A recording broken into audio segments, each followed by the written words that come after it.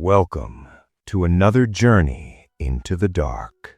If you enjoy real, disturbing stories that keep you awake at night, make sure to subscribe, like the video, and share it with someone who loves late-night horror. And before we begin, tell me in the comments down below, where are you watching from tonight? And have you ever experienced something that you still can't explain? Settle in. Lock your doors. Let's begin. The ink on the final page of the ledger was dark, almost black. But as I held the lantern closer, the copper smell hit the back of my throat, and I realized it wasn't ink at all. It was dried blood, used to tally the exact number of days a human being could survive on nothing but snow water and isolation. There were no ghosts in the Blackwood estate. There were no demons lurking in the surrounding forests. What lived in that house was something much older and much, much worse. It was pure, calculating, human malice. It was the winter of 1754. I was 22 years old, penniless, and desperate for work after the merchant company I clerked for in Boston went bankrupt. So when I saw a listing for a resident bookkeeper at a remote timber and iron estate near the unsettled border of New York, I took it without hesitation. The pay was exorbitant, 3 times what a clerk of my station would normally earn. I should have asked myself why the pay was so high. I should have asked why the driver who brought me dropped my bags 3 miles from the property line and refused to take his horses a single step closer. "The road ends here," the driver had said, his breath pluming in the freezing air. He wouldn't look me in the eye. "Mr. Thorne doesn't like unexpected company. You'll walk the rest of the way." And he left me there in the biting cold. It took me 2 hours to walk the winding, snow-choked path through the dense, towering pines. By the time the estate finally loomed out of the gray winter fog, my hands were entirely numb. Blackwood Estate was massive. It was a sprawling, dark wood manor built with heavy iron reinforcements, looking less like a home and more like a fortress. There were no lights in the lower windows. The only sign of life was a thin stream of gray smoke rising from a single chimney on the 3rd floor. I approached the heavy oak door and knocked. The sound echoed painfully loud in the dead silence of the woods. Minutes passed. Nothing. I knocked again, harder. Slowly, the door creaked open. Standing in the threshold was a woman. She couldn't have been older than 30, but her hair was heavily streaked with white, and her skin was pulled so tight across her cheekbones she looked almost skeletal. She wore a high-collared, expensive silk dress, but it hung off her frail frame like a shroud. "You are the new clerk," she whispered. Her voice was raspy, dry. "Yes, ma'am," I said, taking off my hat and shivering. "Arthur Pendleton. I have a letter of employment from Mr. Elias Thorne."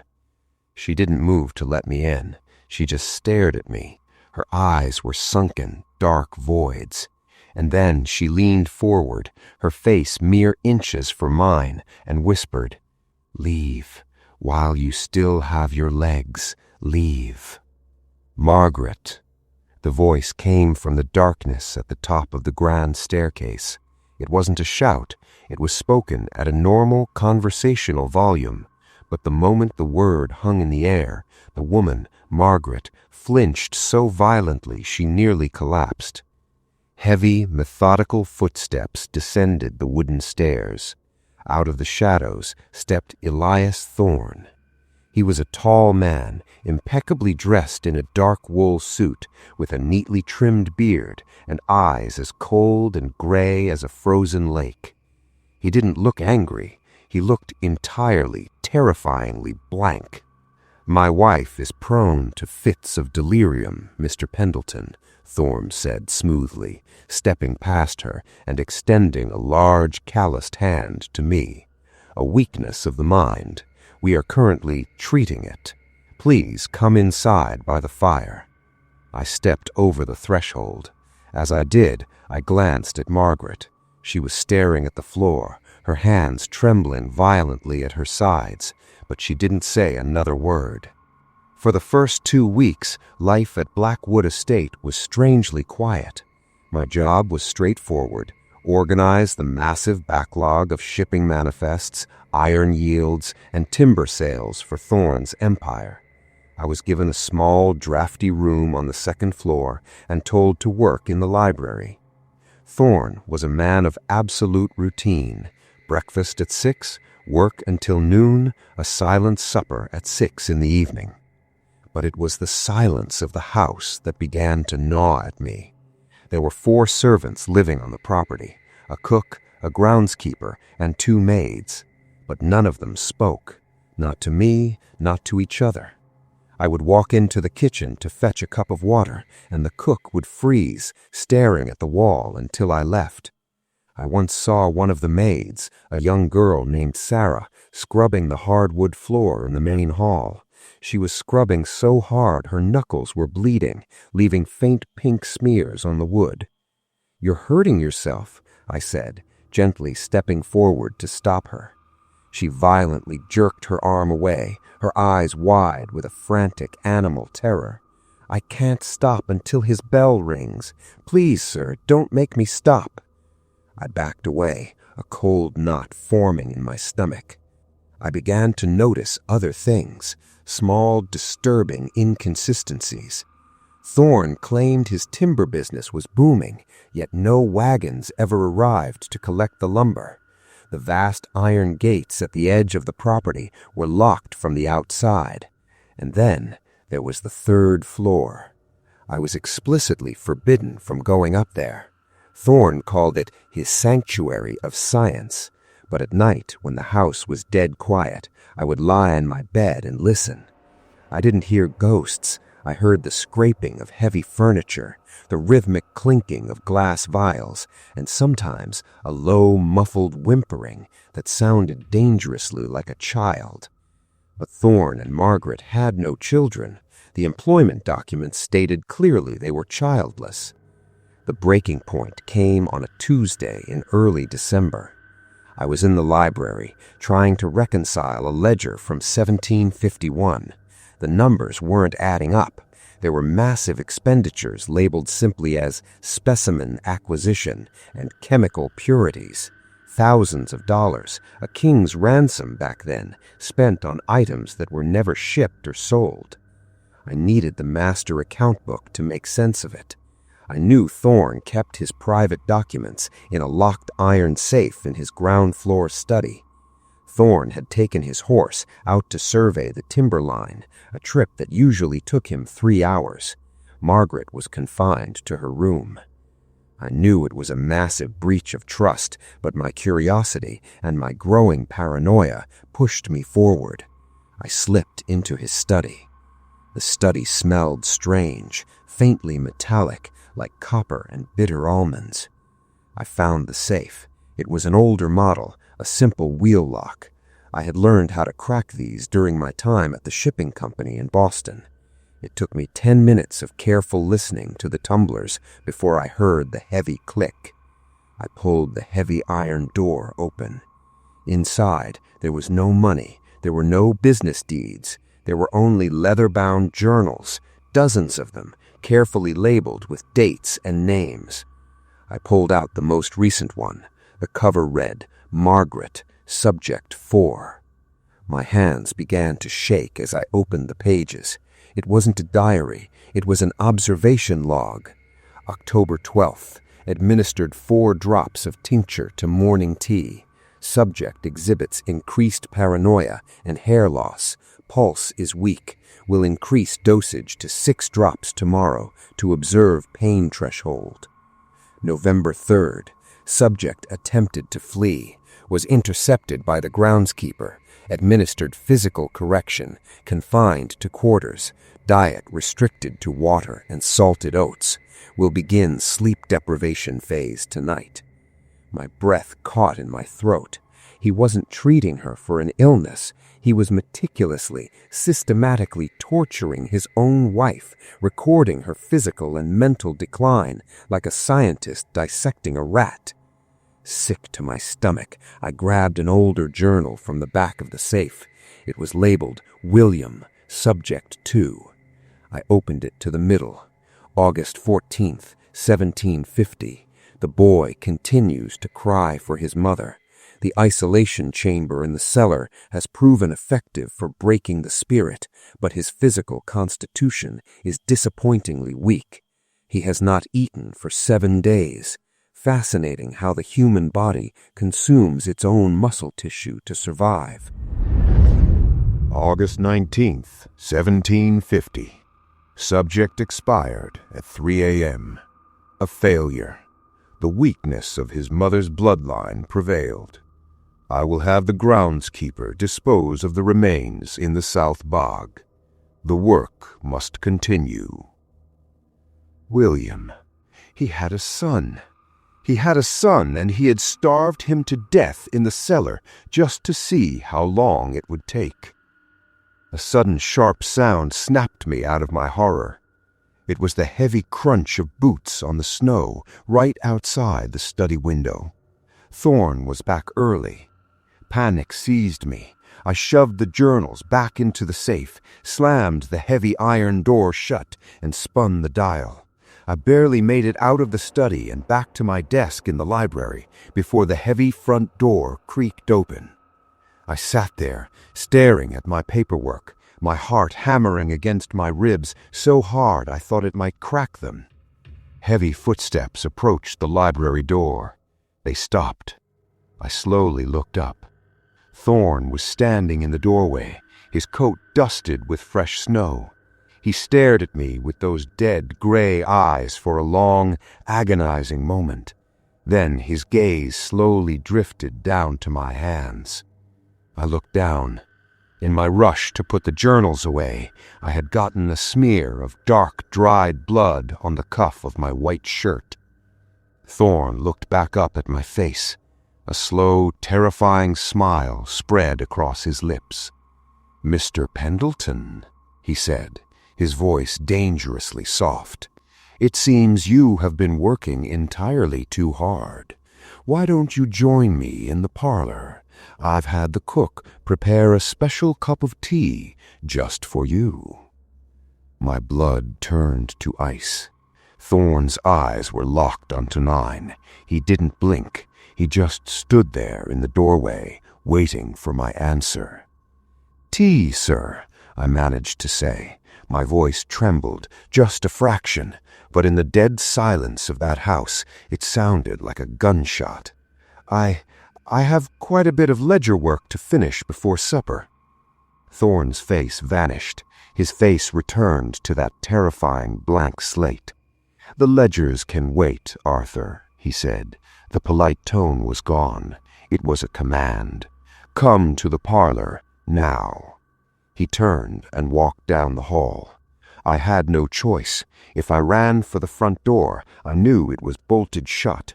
If I fought him, he was twice my size, and the groundskeeper, a hulking, silent man, was likely just outside. I had to play along. I had to find a window. I followed him into the parlor. The fire was roaring in the hearth, making the room suffocatingly hot. On a small silver tray sat 2 porcelain teacups. One was already poured. A thin wisp of steam curled into the air. As I stepped closer, that smell hit me again. Hidden beneath the scent of the burning pine logs was the faint metallic odor of bitter almonds, the same smell from the safe. "Sit," Thorne commanded, taking the armchair opposite the tray. I slowly lowered myself into the chair. My eyes darted to the heavy velvet curtains covering the windows. Thorne picked up his empty cup and gestured to the full one. Drink, Mr. Pendleton. You look pale. The winter chill can be unforgiving to a weak constitution." I stared at the dark amber liquid. 4 drops of tincture. Subject exhibits paranoia. Pulse is weak. "I prefer to let it cool, sir," I whispered. Thorne leaned forward. The firelight cast deep hollow shadows across his face. "I insist. Drink it." He reached inside his heavy wool coat. I didn't wait to see what he was pulling out. I grabbed the boiling cup of tea and threw it directly into his face. Thorne roared, a sudden violent sound of pure animal rage. The scalding liquid hit his eyes, and he staggered back, dropping a heavy iron-barreled pistol on the Persian rug. I didn't think, I just ran. I sprinted out of the parlor, my boots slipping on the polished hardwood. I hit the heavy front door, grabbing the iron handle. Locked. The deadbolt was secured with a heavy padlock. I looked towards the kitchen. The cook and the groundskeeper were already stepping into the hallway, their faces pale and completely emotionless. They weren't going to help me. They were going to hold me down. There was only one way to go. Up. I took the grand staircase 2 steps at a time, my lungs burning. "Get him!" Thorne bellowed from below, his voice echoing off the high ceilings. I reached the 2nd floor and kept running. I burst through the narrow doorway leading to the forbidden 3rd floor. The stairs here were unvarnished, steep, and entirely dark. At the top was a heavy wooden door. I threw my weight against it. It was locked. I could hear the heavy boots of the groundskeeper thundering up the main staircase behind me. I looked around desperately and grabbed a heavy cast-iron candelabra from a wall sconce. I swung it with everything I had, smashing it against the door's locking mechanism. Wood splintered, metal bent. I swung again, and the door kicked open. I stumbled into the darkness of the 3rd floor and slammed the door shut behind me, sliding the heavy iron deadbolt into place just as a massive weight slammed into the other side. I backed away from the door, my chest heaving. It was freezing up here. There were no fireplaces, only a single large north-facing window letting in the pale moonlight. As my eyes adjusted to the dark, the true horror of the Blackwood estate revealed itself. This wasn't a study. It was a slaughterhouse built for science. The room was lined with heavy wooden tables equipped with thick leather restraints. Surgical tools, bone saws, scalpels, heavy iron spreaders were laid out with meticulous, terrifying precision on metal trays. But it was the glass jars lining the walls that made me gag. Dozens of them, suspended in cloudy preservative fluid, were things I cannot describe without losing my mind all over again. Human organs, slices of brain tissue, and a jar near the end of the table contained the unmistakable tiny hand of a child. William. Thorne hadn't just starved his son, he had dissected him. He believed he was isolating the biological source of human weakness. He was using his immense wealth and isolation to play God, using the vagrants, the desperate workers, and his own family as raw material. Bam! The door buckled. The hinges groaned. Thorne was hitting it with an axe. "There is no way out, Arthur." Thorne's voice was muffled through the thick wood, but it was eerily calm now. "You have seen the work. The weak do not survive in nature. I am simply accelerating the process." Bam! A splinter of wood flew across the room. I backed up until I hit a heavy wooden desk. My hands scrambled blindly over it, looking for a weapon. My fingers brushed against a heavy glass lantern. Beside it, a large jug of kerosene used for the lamps. I looked at the heavy timber walls of the manor. I looked at the floorboards, coated with years of spilled chemicals and wood oil. Bam! The blade of the axe bit through the center of the door. I could see Thorne's cold gray eye through the crack. I picked up the kerosene jug and uncorked it.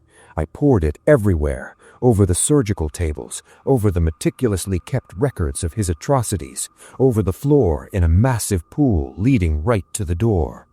"Arthur," Thorne said, his voice dropping to a low, dangerous whisper as he smelled the fuel. "Don't." I struck a flint against the metal desk. A spark caught the edge of a dry rag. I looked at that cold gray eye through the splintered door. "Nature takes the weak, Mr. Thorne, but fire takes everything."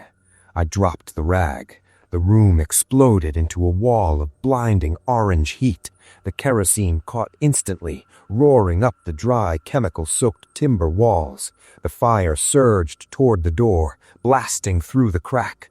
Thorne screamed, a sound of pure agony, as the flames licked through the splintered wood.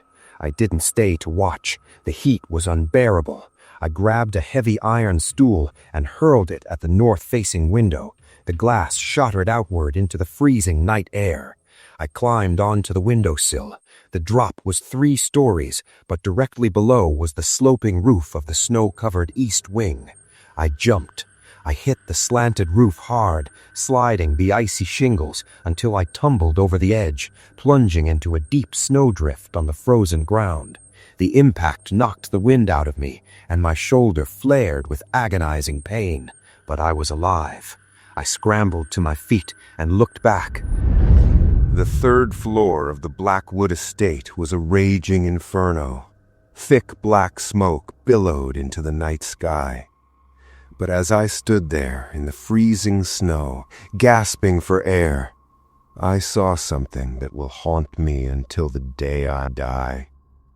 In the 2nd floor window, bathed in the orange glow of the fire from above, stood Margaret. She wasn't running, she wasn't screaming. She just stood there, her skeletal face pressed against the glass, staring out into the dark woods. Finally, she smiled, and then the roof collapsed. I walked through the snow for 5 hours before I found a neighboring settlement. I told the local magistrate everything. I told him about the journals, the jars, the smell of bitter almonds.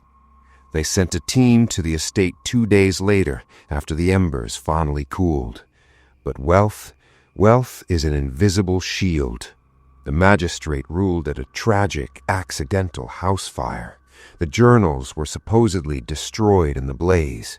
The remains they found in the cellar were dismissed as animal bones from the kitchen. No charges were ever filed. No investigation was ever opened into the missing servants or the child or the wife. Elias Thorne's body was never found in the ashes. I am an old man now. I live in a small, well-lit apartment in the city. I never married. I never had children, because sometimes when the winter wind howls against my window and the house gets entirely too quiet, I can still smell bitter almonds, and I wonder if Elias Thorne truly burned in that room, or if he simply moved on to another quiet, isolated town where nobody asks questions. Thank you for staying with me until the very end. If this story kept you on the edge of your seat, please hit that like button. It tells the YouTube algorithm that we're doing something right, and it helps the channel grow. Make sure you're subscribed with notifications turned on so you never miss another descent into the dark. Now, I want to hear from you. In the comments below, tell me, what would you have done if you were locked in that house? Would you have run, or would you have fought back sooner? Leave your thoughts down below. Sleep with the lights on tonight, and I'll see you in the next video. Thought